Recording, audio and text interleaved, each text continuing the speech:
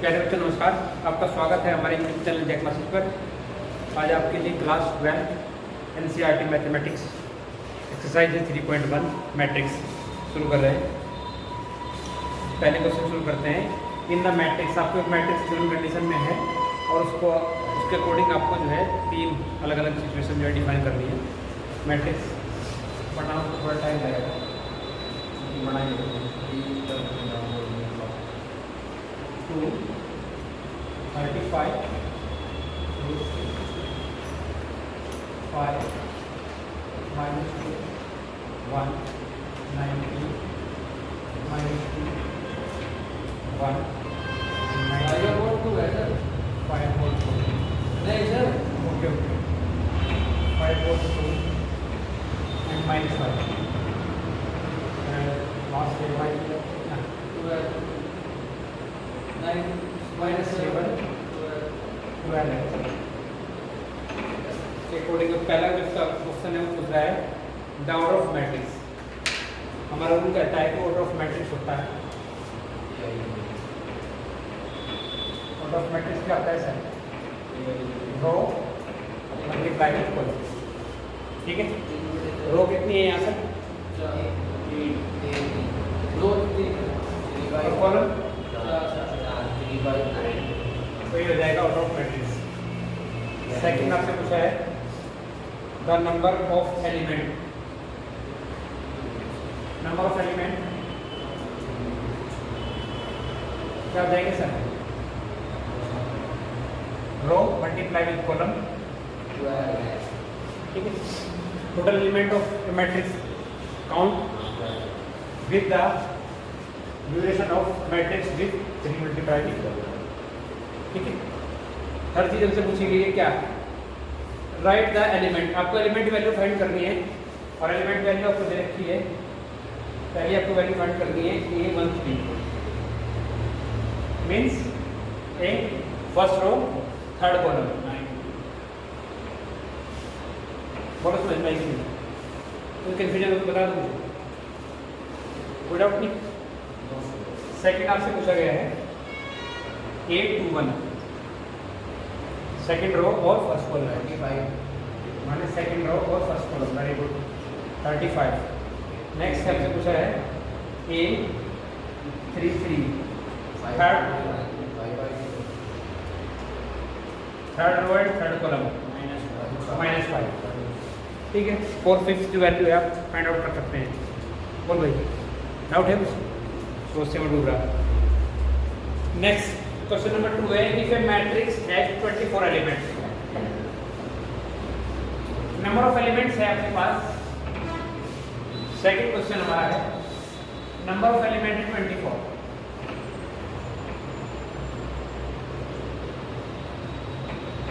आपसे पूछा गया है what are the possible order of weekend what if the has 13 elements. इसमें 2 क्वेश्चन दिए गए। पहला है कि 24 अगर एलिमेंट हमारे पास है तो कितनी पॉसिबिलिटी है या क्या क्या पॉसिबिलिटी है मैट्रिक्स। ठीक है, मैंने बताया था कि मैट्रिक्स के जो एलिमेंट होते हैं वो इक्वल होते हैं रो मल्टीप्लाई विद कॉलम माने m मल्टीप्लाई विद n। यानी 24 बताएगा आपको कि कितनी रो कॉलम हो सकती है। तो आप क्या करेंगे, 24 के पॉसिबल फैक्टर्स कर दो। आप 1 एक पॉसिबल फैक्टर हो गया, 2 3 4 and 6 and 8 and 12 and 12। तो डाउट नहीं, मैं क्या बोल रहा हूँ अभी? मैंने सिर्फ फैक्टर किए हैं, मैंने पॉसिबल मैट्रिक्स नहीं बोली अभी। ठीक है, तो पॉसिबल मैट्रिक्स क्या हो सकती है सर? पॉसिबल मैट्रिक्स सर हो सकती है ये 1 रो एंड 24 कॉलम हो सकती है कि नहीं? अपोजिट कर दीजिए 24 मल्टीप्लाई विद 1 क्योंकि इन दोनों का मल्टीप्लिकेशन वैल्यू भी 24 होगी।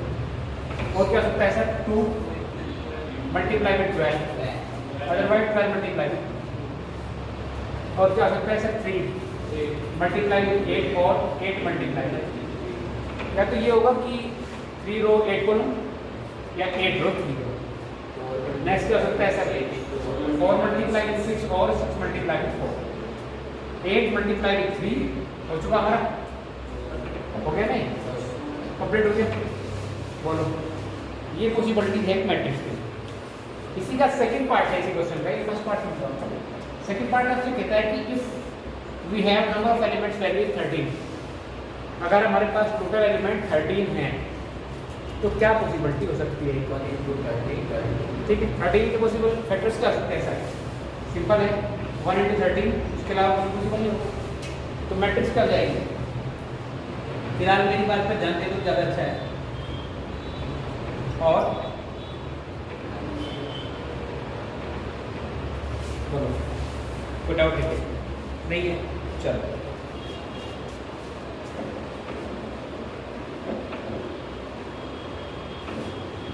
काफी मैंने ले लिया है।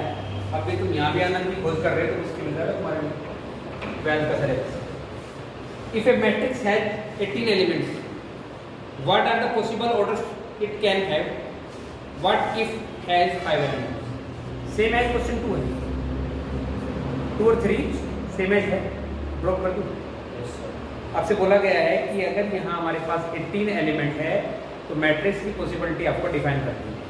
तो वही करना है आपको, फैक्टर कर देने 1, 2, 3 एंड 6 और 18 हो जाएगा।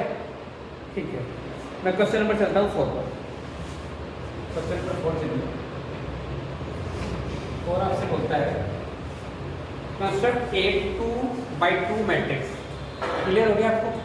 आपको मैट्रिक्स का वैल्यू दे दी आपको, और वैल्यू जो आपको दी गई है मैट्रिक्स है 2 multiply 2।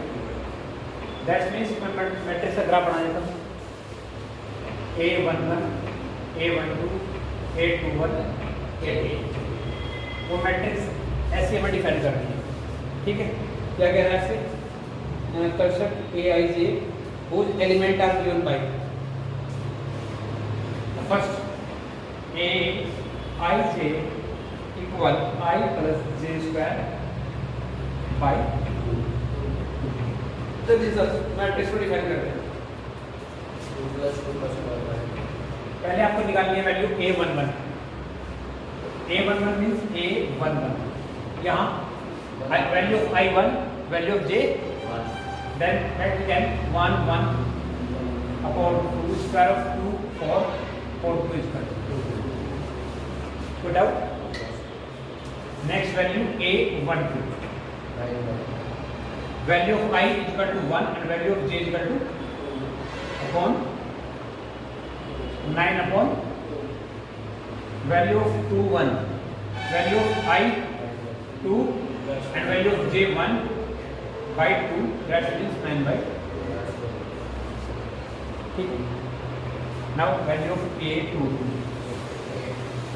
value of I2 and J2 square by 2, square of 4 by 2 minus 16 by 2 is 1।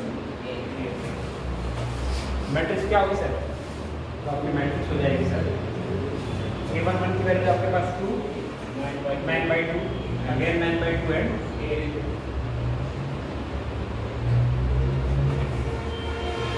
बताओ कोई डाउट है तो पूछिए। बोलो भाई, अपनी आगे बढ़िए।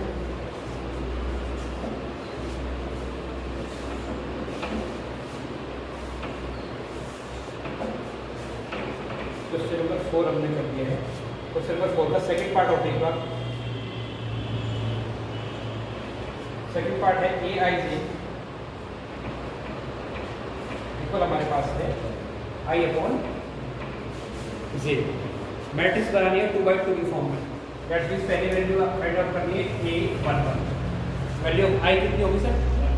And J 1 upon 1 is equal to 1। Now value of A12, value of I1 J2 1 by 2, A21 2 by 1, 2 by 2 कैसे? 2 by 1 कितनी रहा?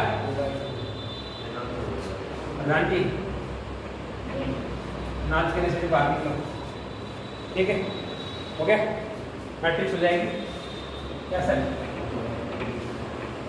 1 1/2 2 एंड बोलो भाई थर्ड भी सेम है, छोड़ दो फिर को। नेक्स्ट क्वेश्चन नंबर 5 लीजिए। 5 आपसे कहता है कंस्ट्रक्ट एट 3/4। इस बार जो मैट्रिक्स की फॉर्म है वो है एट 3 × 4। दैट्स मीन्स यहाँ से क्या पता चल रहा है आपको, रो कितनी है 4 की 3 और कॉलम, ठीक है। तो आप इसका स्ट्रक्चर क्या कर सकते हैं, आप लिख सकते हैं A 1 1 1 2 1 3 and 1 4, A 2 1 A 2 2 A 2 3 A 2 4 A 3 1 A 3 2 A 3 A। ये आपको डिफाइन करनी है और वैल्यू आपको फाइंड आउट करनी है। आपके पास स्ट्रक्चर आपको दिया गया है, स्ट्रक्चर है A of I j equal 1/2 mod of -3i plus j equal to, आपको फाइंड आउट करना, ठीक है सर। पहले मैं निकालने जा रहा हूँ A 1, वैल्यू ऑफ I क्या हो जाएगी सर हमारे पास, -3 प्लस 1। एक चीज़ से गलती हो गई है यहाँ, ये मोड है -2 क्यों हो जाएगा सर, ठीक है समझदार, मैं समझदार लोगों के बीच में हूँ। -2 हट जाएगा, ये मोड का माइनस को रिमूव कर देगा तो +2 दैट इज इक्वल टू, ठीक है भाई। 8 1 2 1 -3 plus 2 that means 1/2 into 1 is equal to 1/2। बोलो समझेंगे नहीं, ठीक है। A 1 3 -3 प्लस 3 यानी A 2 1 1/2 I की वैल्यू कितनी -3 मल्टीप्लाई बाय 2, ठीक है, plus 1 1/2 -6 plus 1 directly 5/2 A 2 2 1/2 -3 multiply by 2 plus 6 -4 remove हो जाएगा तो लिख दूंगा 1/2। पहले देता हूँ -4 मोड के अंदर और 1/2 multiply by 4 is equal to, ठीक है।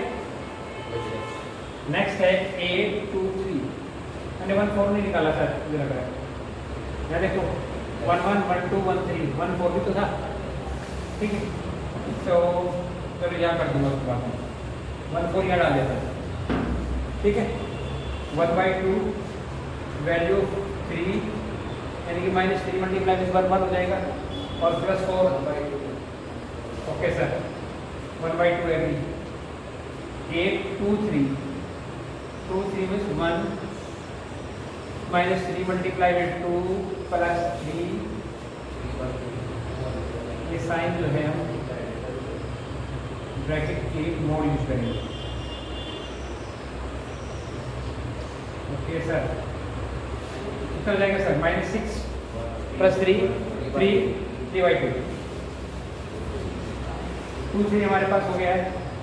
अब आउट ऑफ कैमरा तो निरंतर देखना, ओके 2 4 1/2 -3 2 प्लस 4, ठीक है। -6 4 -2 रिमूव कर देगा तो 2 बजे 2 1 हो जाएगा,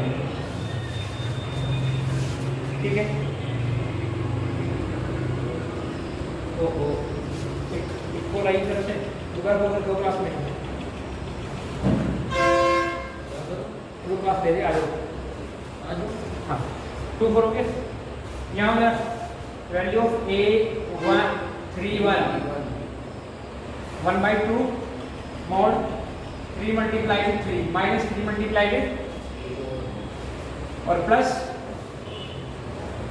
-9 plus 1 8 1/2 multiply with 8 is equal to 4। Get it और not get it?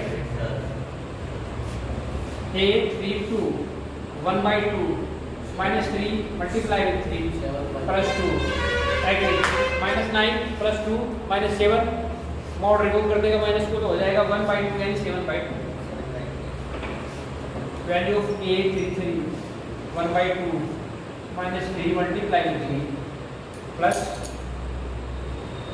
3 9 plus 3 minus 6 और -6 means 6/2 equal to 3। Very good. And a 3 4 last value होगी ठीक है 1/2 minus 9 plus 4 that means 5/2। Matrix के लिए जगह मिली, बची कि नहीं बची? देखना करें आउट ऑफ कैमरा है क्या? ठीक है सर, क्या आप मैट्रिक्स सेट करते चलो?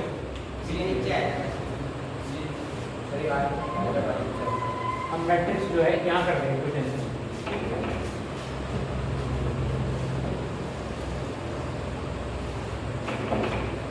वैल्यू पुट करो सर। 1 1 की वैल्यू हमारे पास क्या है सर? 1 1 2 ओके ओके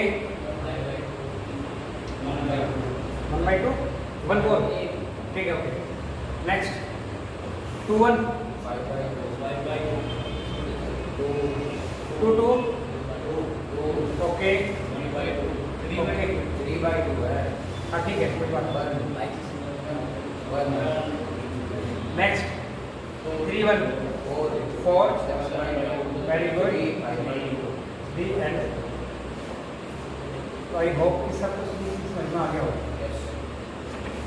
क्यों अभी समझ में आ गया? चलो आगे बढ़ जाओ। मैंने अभी क्वेश्चन नंबर कितना किया है? 5।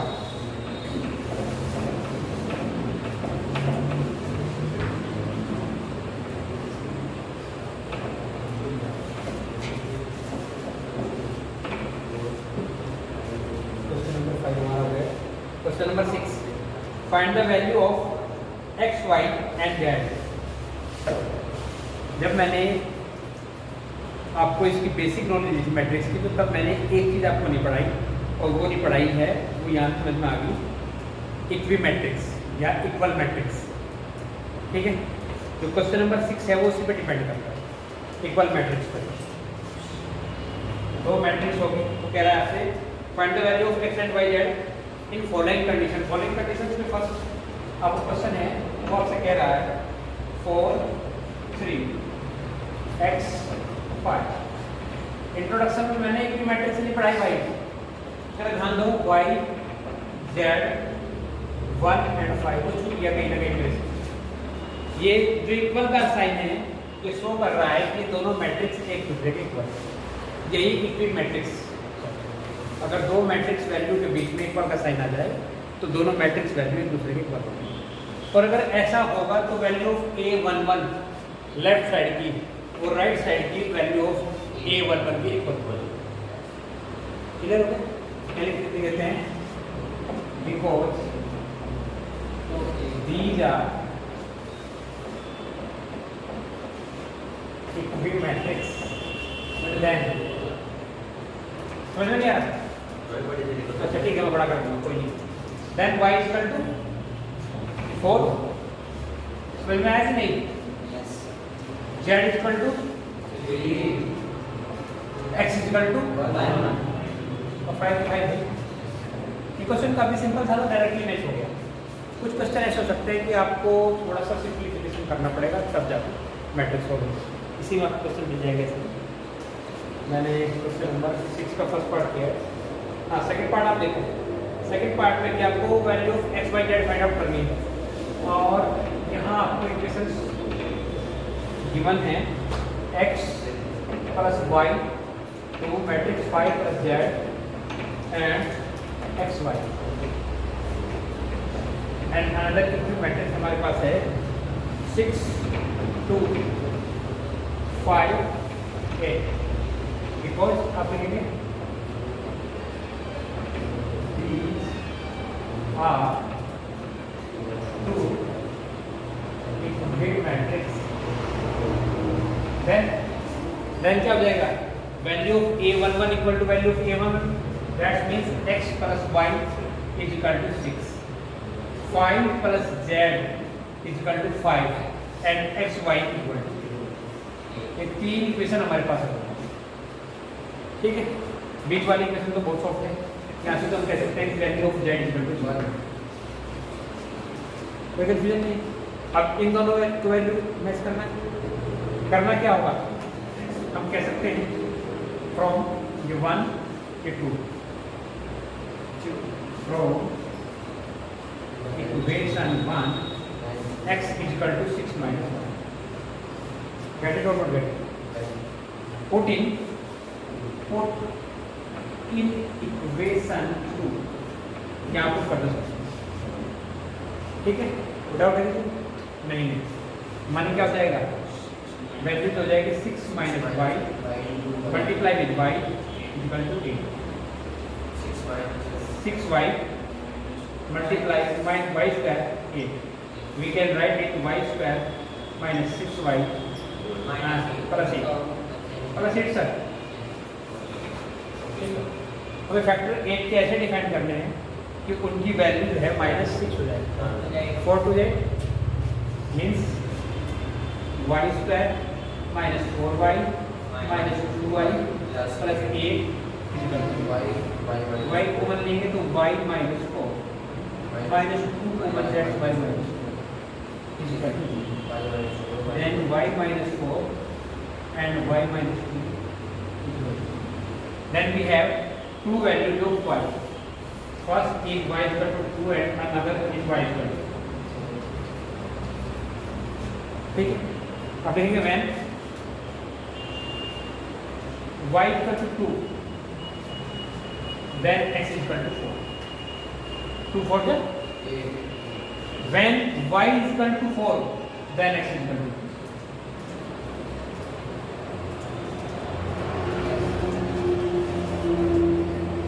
बोलो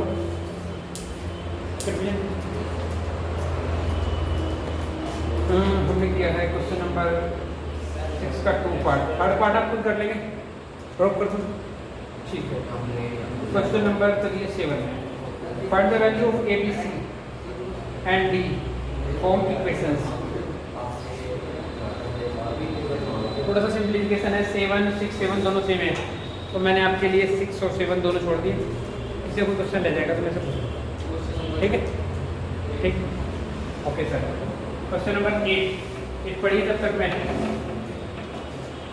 इसे निपटा देता हूँ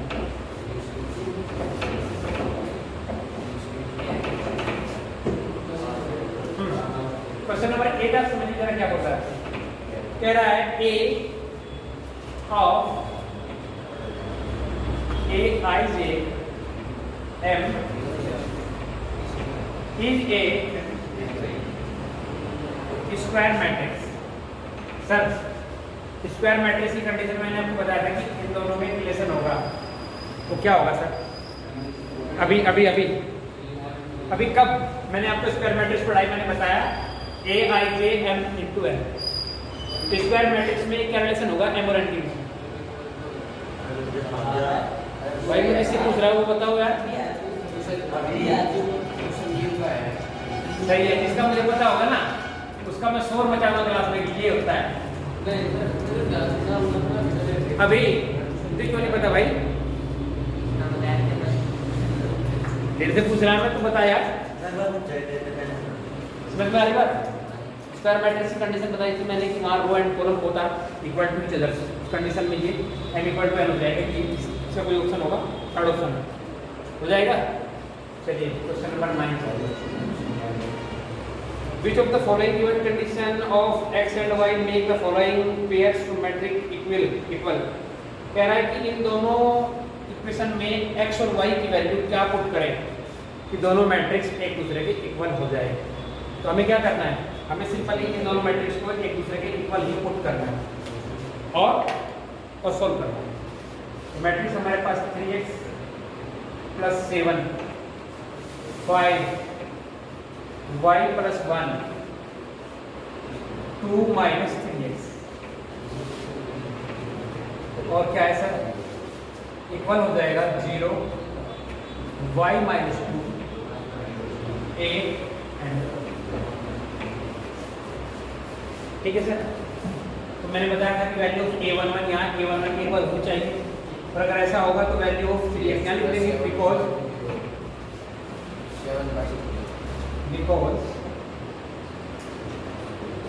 these are equal matrix, then क्या 3x + 7 3x + 7 भाई इनके लिए बोला था please 7 = 0, then we can say 3x = -7, then x = बोलो कोई कंफ्यूजन है क्या? अब चाहो तो इस वैल्यू को भी पुट कर सकते हो एक दूसरे के इक्वल, सेम थिंग है। मैं कह रहा हूँ a22 इक्वल पुट कर सकते हैं a22, सेम थिंग है। मैंने किया 5 = y - 2, देन y = 0, और x और y की वैल्यू फाइंड आउट कर रही थी। केस सॉल्व मैच करो, किसी ऑप्शन में ये वैल्यू मैच करनी है कि नहीं?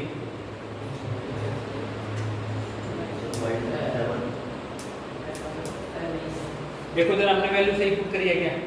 3x + 7 = 0, चेक करो, -2 - 3x = 4।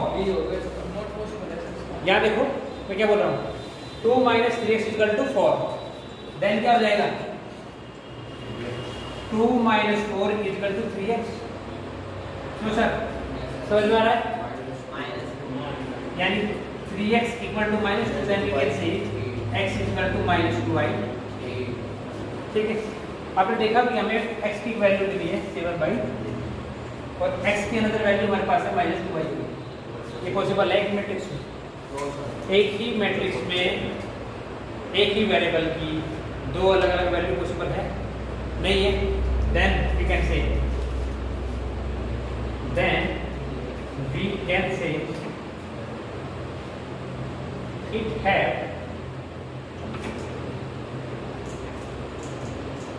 impossible values।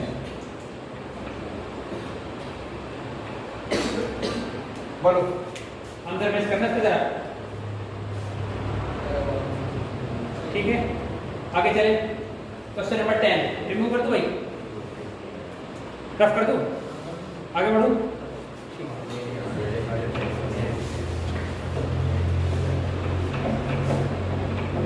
इसका आंसर मैच करो, मुझे बताओ जरा, इसका आंसर ये है या कुछ और है? हाँ हम थे कहाँ? हम थे क्वेश्चन नंबर 10 पर। क्वेश्चन नंबर 10 आंसर क्या कहता है? The number of all possible matrix of order 3 × 3।